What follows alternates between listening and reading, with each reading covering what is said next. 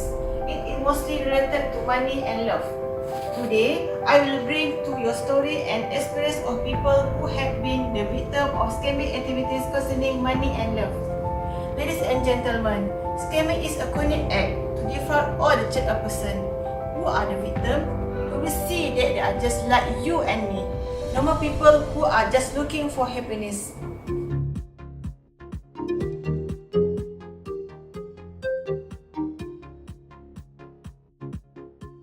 And will be brought to you live from Student A University Kebangsaan Malaysia. For those who are unable to watch us live, you can always look for our Facebook, Instagram and YouTube live to follow our discussion at UKM Hot TV.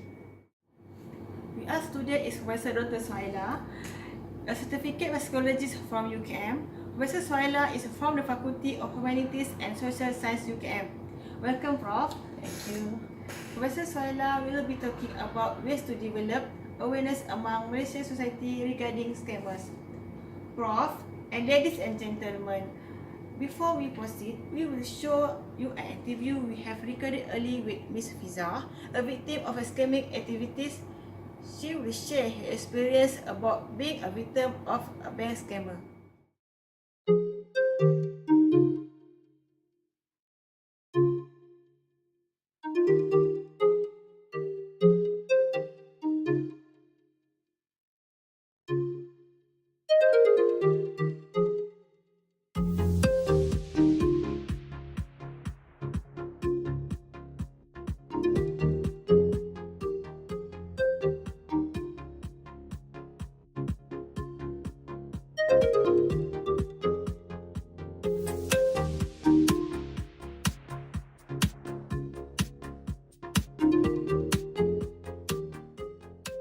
Us now is Miss Fiza, who is one of the victims of a scammer bank. How are you? I'm fine, thank you. Can you share with us how you could become a victim of this bank scammer? I received a call from someone who introduced themselves as officer from Alliance Bank. And this man claimed that I needed to confirm 10,000 transactions at KLIA 2 using my Alliance Bank credit cards. Then I told him I do not have any Alliance Bank credit cards. But he then read out my card number and my full name for verifications. So I'm starting panicked and believed that he is an officer from the bank. He told me that my personal details are being misissued by a third party to make the credit cards.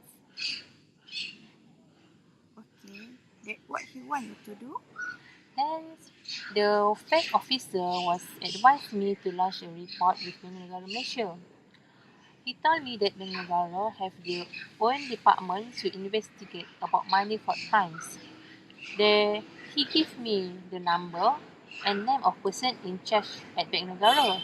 I realized that it was my big mistake because I'm not checking back or double confirm with the number that they given to me. After you called the Bank Negara, how you make easily believe that you actually talk with officer from Bank Negara? When I called Bank Negara, my line was picked up by operator. So, from that, I was confident that I called the correct number. I can't believe at that time, actually I was talking to a member of the syndicate who was pretending to be a Bank Negara officer. Okay, I guess the officer from Bank Negara must tell you the next instruction that you must to do, right? Yes. After I lodged a report, they given me a file report number to make me from confidence that I have done the correct way. Then they asked me to follow the instructions to make sure that my money will be safe. Firstly, they asked about all my bank accounts and my credit cards detail. After that, they advised me to transfer all my money into a third-party bank account at the counter or through the ATM machines. Surprisingly, I just follow all the instructions. That was my second big mistake.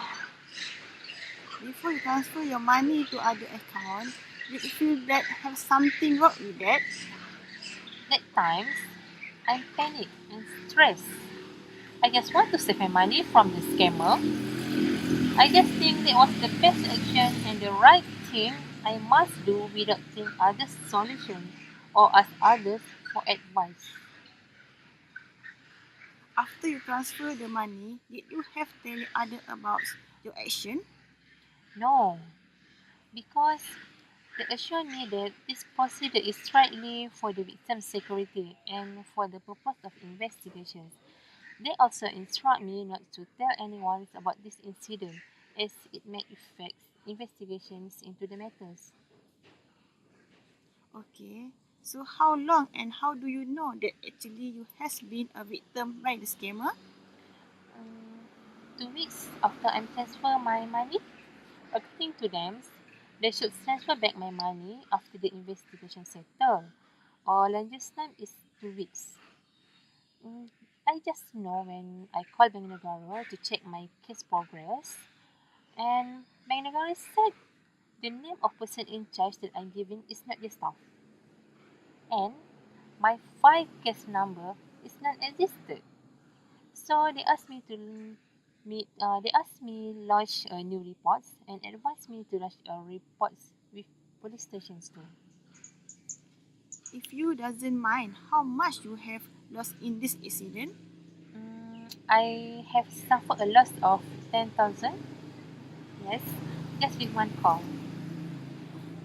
a lot of lesson we can take from your experience. Thank you for sharing with us. My pleasure. Now is your comment on the situation. Thank you, Da. First, I'm sorry to hear about Miss Pizza's story.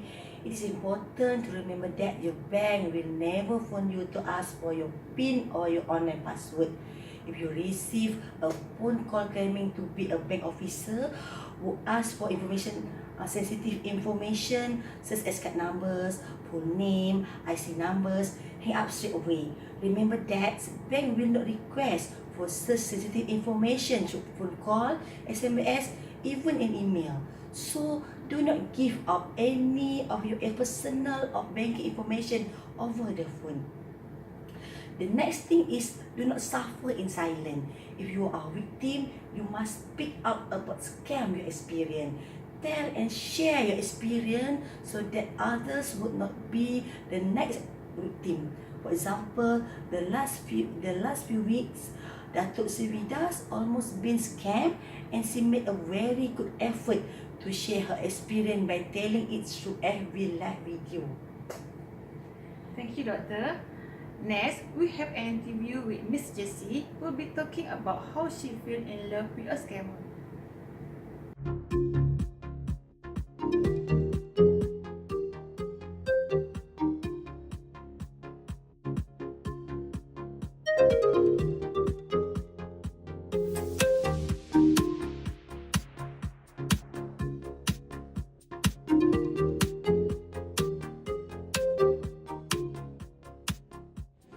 People say that love is blind.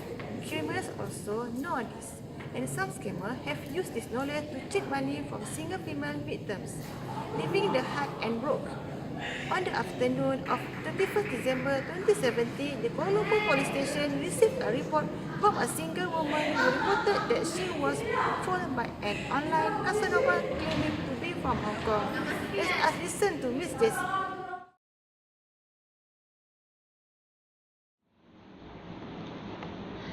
I am 35 years old and I am a successful manager at my company.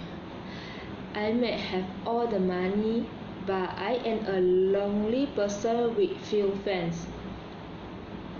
I was sort of desperate to have a partner and registered with a website called loveandmarry.com. It all started when a Hong Kong gentleman named David kept giving me messages. We began to exchange messages, and after several days of online communication, I gradually became very much interested in him. David is courteous and talkative and quickly appealed to me. We often exchange opinions on the internet. In just a few months, we started to communicate like lovers, although we have never met.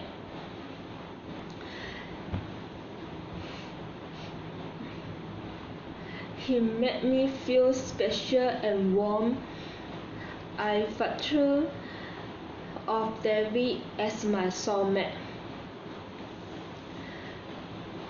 One day, David asked me for my address, saying that he wanted to send me a valuable gift to testify our love.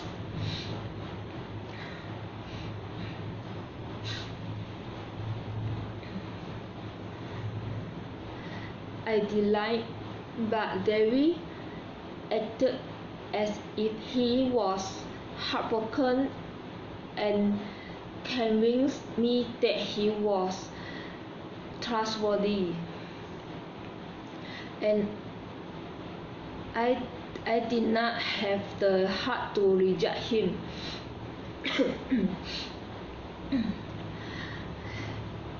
At the end of September, David told me that he had sent a parcel containing a lot of valuable gifts and cash, claiming to come to Malaysia in November to find me,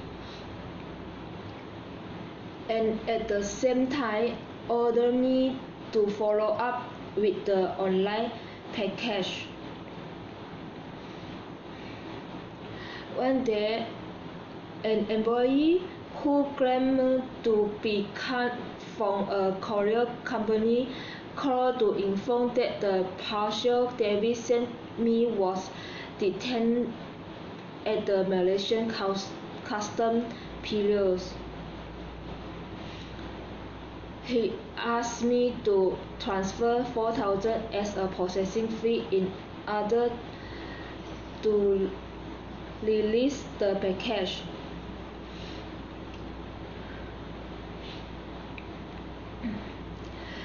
He told me that the fees are the requirement of the Malaysian government involving a remittance fees and custom inspection fees.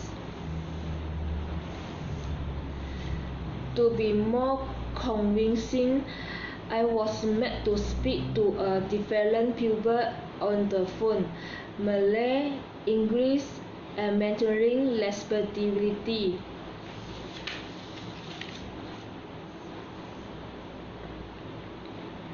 Still not convinced, I contacted David and told him about my thought. David very angry and accused me of not trusting him. He told me that did not deserve me, and finally I chose to believe David and pay the 4,000. When I called the courier company, they demanded me to pay an extra 2,000 for package insurance. This time, I asked David to pay, but he even told me to borrow money with friends. Only then did I realize that David was a liar. Wow! I believe that money of us women can be a victim. Thank you, Miss Jessie. Hopefully your story is helpful for a single man and especially women out there. What is your comment on this situation? Thank you, Dah. Firstly, don't pressure a long-distance relationship with a stranger online. Staying local drastically reduce your own of being scammer, since most scam target victim outside their areas to avoid being caught or prosecuted. Never reveal personal data to someone until you meet the person face to face and develop a level of trust. While it's tempting to share every detail of your life with a person you think you could be in love with, that's exactly what the scammer is counting on. Next, never ever send money to everyone you don't know personally. If you don't know them, don't send money. You will see their true intention after that. Always be so precise. If an individual promise to meet in person, but they always come up with an excuse why her or she can make it. If you haven't met the person after a few months, for whatever reason, you have a good reason to end the relationship. Thank you so much, Professor Dr. Suhaila, for sharing the knowledge with us. It is definitely a good guidance for us to avoid from being a victim of scammers. So thank you again, Doctor. You are most welcome. In conclusion, scamming activity is very dangerous to the individuals, society and the country. It is important for us to avoid this scam at all costs. We should do more research on how scammers work and their methods. The target can be anyone with money, be it grandmother, young mother, grandfather, teenagers, or even educated and successful individuals. For those who have the opportunity to follow this program from the beginning, you should tell your beloved one not to be tricked by the imposters and scammers. Always consult your family and friends when you are about to buy something for the internet or being asked to perform any banking transaction. Hopefully, we all have gained precious knowledge from our discussion here. For audience and viewers, stay safe whenever you are. Thank you.